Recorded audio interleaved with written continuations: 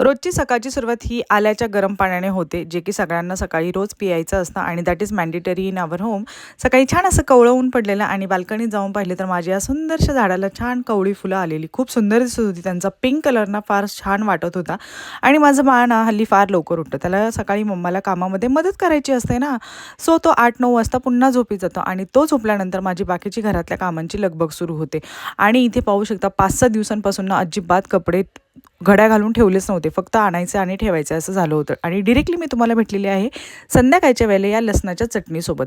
तर नवरोबाला खूप दिवसांपासून लसणाची चटणी खायची होती आणि मी ती काही करून ठेवली नव्हती. सो आज स्वतःच्या हातानेच चटणी करायचं काम चालू आहे.